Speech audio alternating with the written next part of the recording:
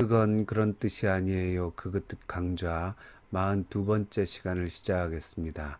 제42강의 제목은 영과 진리로 드리는 예배가 무엇인가입니다. 우리는 하나님께 예배드리는 존재인데요. 하나님께 예배를 드릴 때에 어떻게 드려야 하는가? 어떤 게 참된 예배인가? 그 문제에 있어서 예수님께서 요한복음 4장에서 말씀해 주셨죠. 4장 23절에 아버지께 참되게 예배하는 자들은 영과 진리로 예배할 때가 온다. 곧 이때라. 24절에도 하나님은 영이시니 예배하는 자가 영과 진리로 예배할지니라. 굉장히 유명한 말씀인데 문제는 그럼 영과 진리로 예배드리는 게 과연 무엇이냐? 이렇게 질문을 던지면 속 시원한 답변을 들어보기가 힘듭니다. 근데 거기에는 몇 가지 이유가 있습니다. 첫 번째로 이 문제를 사람의 어떤 태도로 해석을 하려고 하면 답에 도달하기가 힘듭니다. 이게 사실 개역 성경 아시죠? 개역 개정판 이전의 개역 성경에서는 신령과 진정으로 예배할지니라 이렇게 개역 성경은 번역을 했어요. 그때 신령과 진정이라는 것은 예배드리는 사람의 태도와 관련이 있는 겁니다. 신령한 마음, 진정이라는 건 진실한 마음. 그래서 예배자가 아주 신령하고 거룩하고 진정으로 진실하게 하나님께 예배드려야 된다. 이렇게 해석을 해서 그렇게 번역을 했는데요. 사실 그게 우리한테는 쉬웠습니다. 왜냐하면 들으면 무슨 뜻인지 이해가 되잖아요. 아, 이렇게 예배를 드려야 되나 보다. 그런데 문제는 그거는 그 번역자의 해석이죠. 실제 원문에 보면 그렇게 해석하기가 참 힘듭니다. 이게 원문에 엔 푸뉴마티 카이 알레데이아 이렇게 나옵니다. 이 엔 푸뉴마티, 이 푸뉴마 요한복음에만 거의 24번이 나오는데요. 이게 사람의 마음과 관련된 경우가 거의 없습니다. 한 3번 정도 비슷한 게 있는데 다 예수님의 마음하고 관련이 있어요. 그러니까 인간의 어떤 거룩한 마음, 신령한 마음 이거하고 관련된 적이 없고 잘 아시듯이 거의 성령님과 관련이 있습니다. 그리고 알레테이아도 요한복음에 아주 중요한 단어인데 25번이 나온 단어인데 이 역시 사람의 어떤 진실한 마음과 관련된 경우는 거의 한 번도 없습니다. 이 역시 예수님과 아주 직결되어 있는 단어입니다.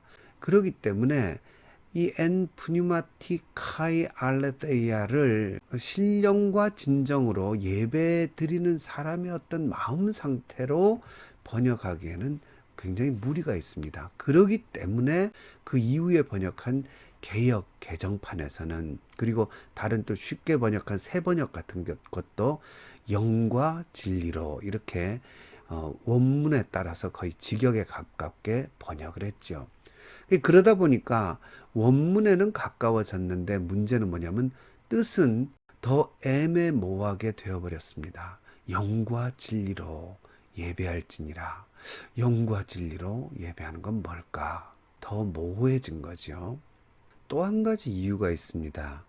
이제 영과 진리라는 말 자체에서 뜻을 뽑기가 힘들기 때문에 당연히 이 말씀이 있는 본문을 해석하면서 의미를 찾아가야 되는 거죠. 그러다 보니까 많은 사람들이 이 사마리아 수가성 여인과 예수님과의 대화잖아요.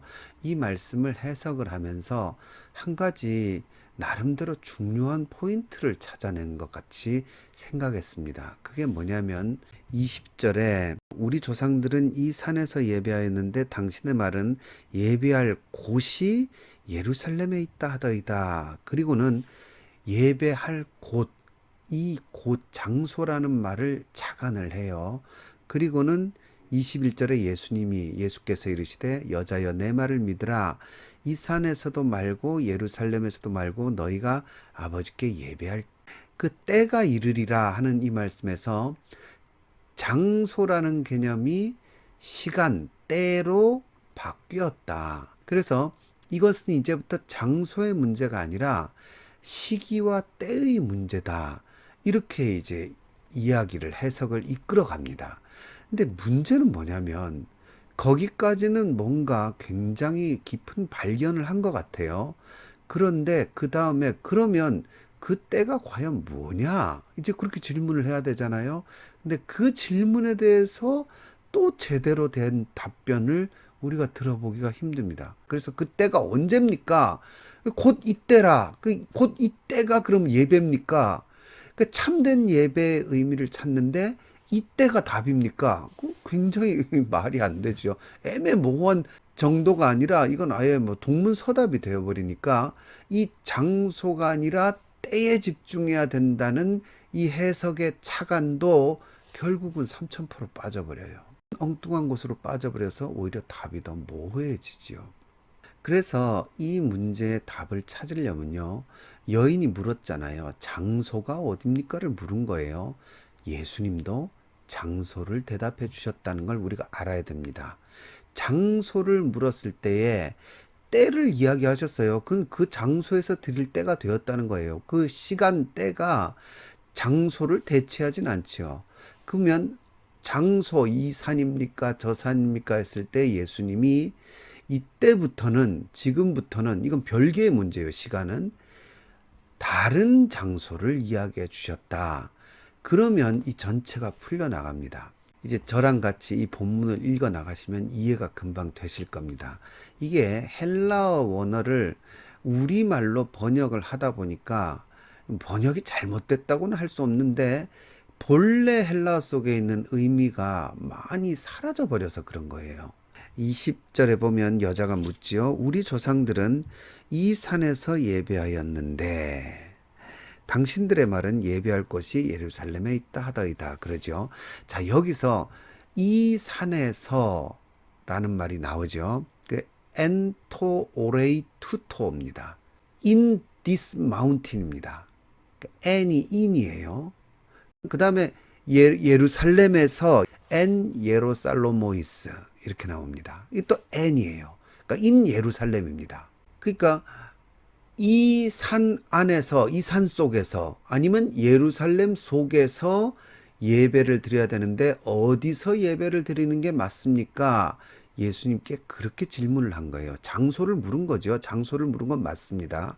그때 예수님이 뭐라 하시냐면 이제부터는 그 곧 이때라, 때에 대한 얘기는 그냥 그 장소가 열리는 때를 얘기하는 거예요. 그리고는 예수님이 뭐라 그러시냐면 우리말로 영과 진리로 예배해야 된다. 이렇게 말씀하시잖아요.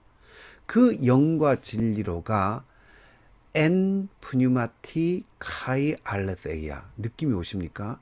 같은 n이 쓰였습니다. 그러니까 똑같이 이제 비교가 되시죠? 엔토 오레이 투토 엔 예로살로모이스 엔 푸뉴마티 카이 알레데이아 예수님이요 장소를 다른 곳으로 지정을 해주신 거예요.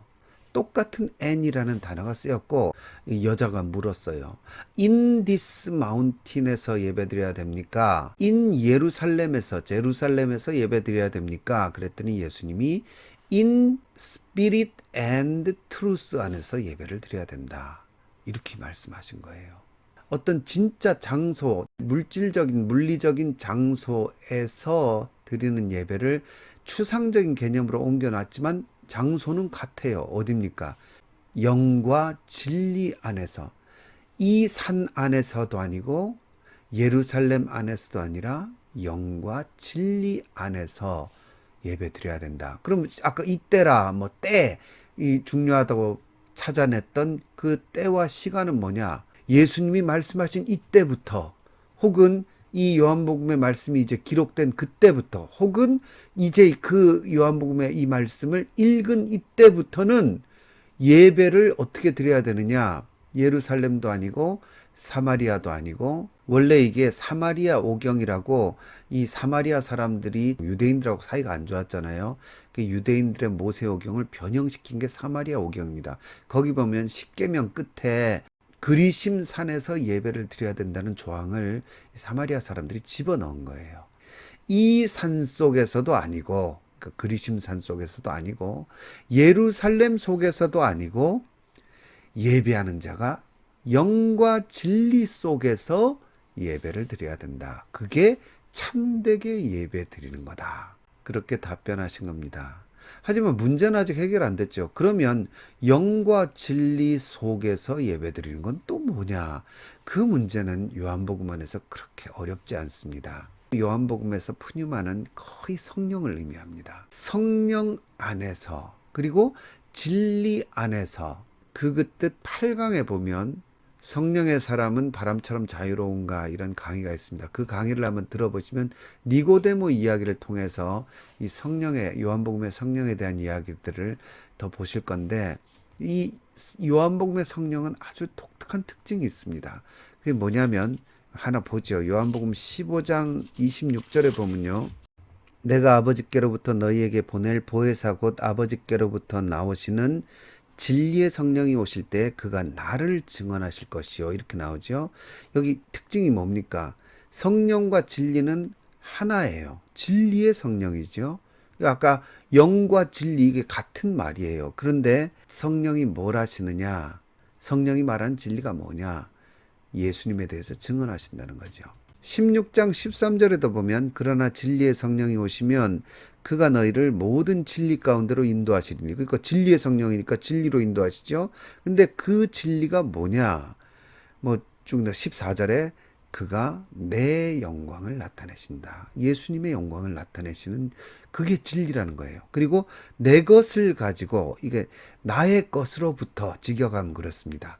예수님이 가지고 계셨던 것으로부터 가진 것을, 취한 것을 너희에게 알리시겠습니다. 그러니까 예수님께 나온 것들을 다시 알려주는, 가르쳐주는 역할을 하는 게 성령입니다. 그러니까 결과적으로 성령님은 오직 예수님을 증거하시는 분입니다. 요한복음이 말하는 성령님은 오직 모든 것이 예수께로 귀결됩니다. 그러니까 성령 안에 들어가면 누가 보이십니까? 예수님이 보이시는 거예요. 그러니까 성령 안에는 예수님이 드러나는 겁니다. 그 다음에 진리는 더해요. 이 요한복음의 진리란 말이 가장 많이 나오는데 25번이나 나오는데, 이 요한복음의 진리는 곧 예수님 자신이십니다. 요한복음 1장 14절에 보면 말씀이 육신이 되어 우리 가운데 거하시며 우리가 그의 영광을 보니 아버지의 독생자의 영광이요 은혜와 진리가 충만하더라. 예수님께 은혜와 진리가 충만하죠. 그 충만하신 진리가 요한복음 8장 32절에 보면 진리를 알지니 진리가 너희를 자유롭게 하리라. 이때 진리는 뭡니까, 여러분? 예수님 자신이세요. 예수님을 알면 예수님이 너희를 자유롭게 하신다는 거죠. 그래서 예수님이 요한복음 14장 6절에 정점을 찍으시죠. 진리에 대한 얘기. 내가 곧 길이요 진리요 생명이다. 그 나로 말미암지 않고는, 나를 통하지 않고는 아버지께로 올 자가 없느니라, 그렇게 말씀하시죠. 여러분, 예배가 뭡니까? 아버지께 나아가는 거예요. 하나님을 만나는 거예요. 그런데 오직 누구를 통해서 하나님을 만날 수 있습니까? 유일한 길이요 유일한 진리, 예수님이시죠. 그러니까 예수님을 통해서만 인간은 하나님을 올바로 만날 수 있고 참되신 하나님께 나아갈 수 있는 거예요. 지금 그 얘기를 하시는 겁니다.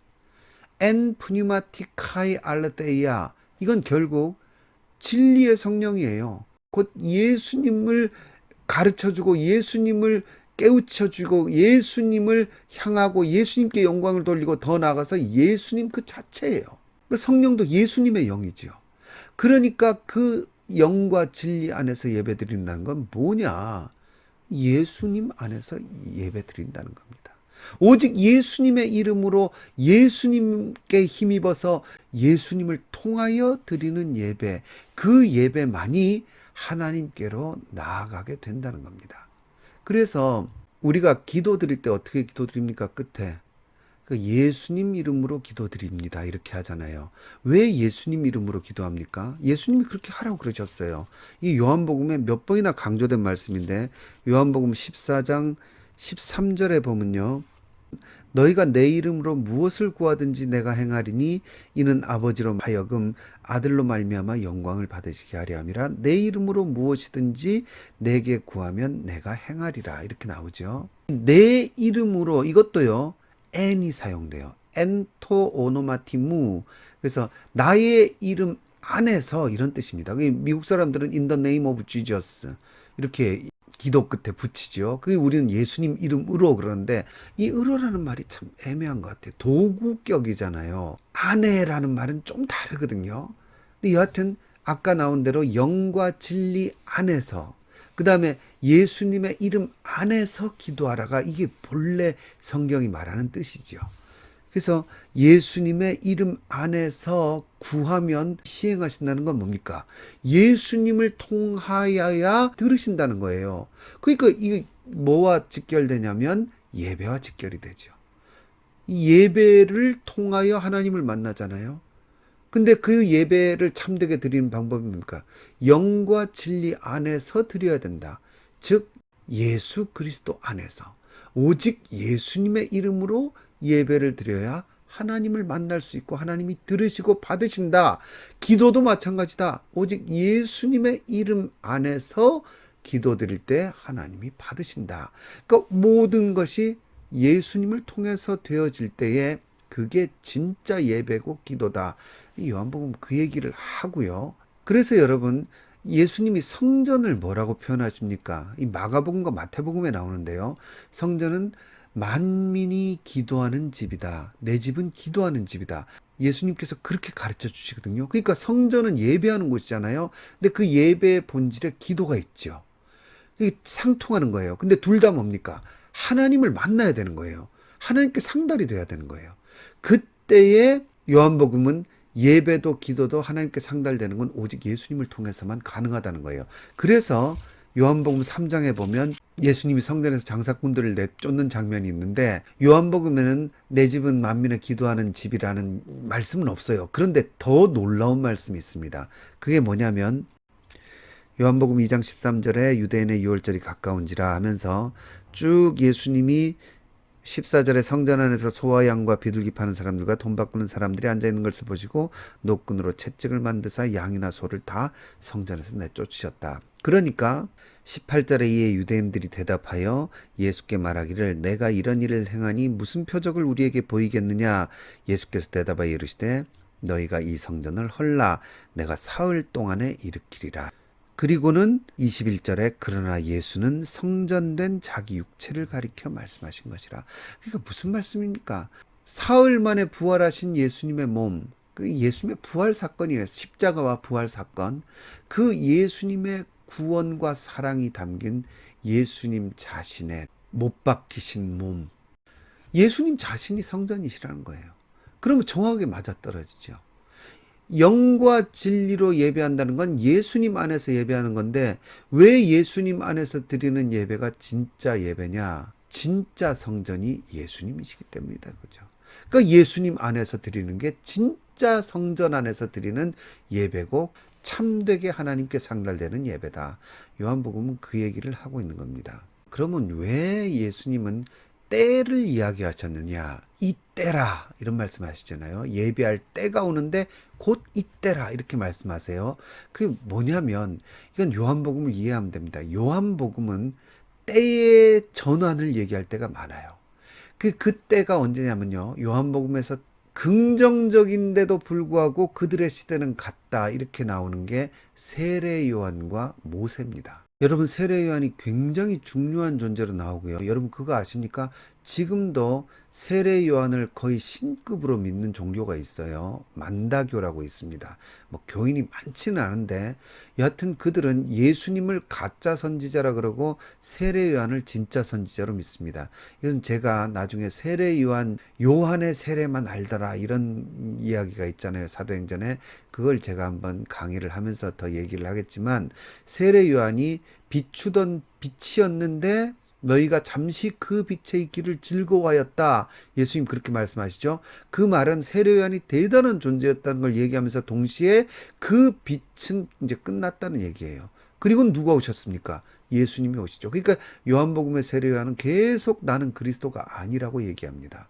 그러면서 예수님을 통해야만 된다는 것이 때가 바뀌었다는 거예요. 세례 요한이 득세하던 때도 끝났고, 그 다음에 또 요한복음이 강조하는 게 모세입니다. 바리새인들이 우리는 모세의 제자라 이렇게 이야기할 때 모세가 결국 누구를 증거하느냐?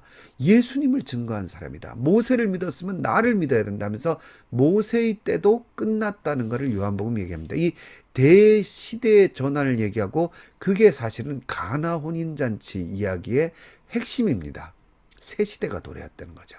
항아리 속에 있는 율법을 위한 정결례를 위한 물의 시대는 끝났다.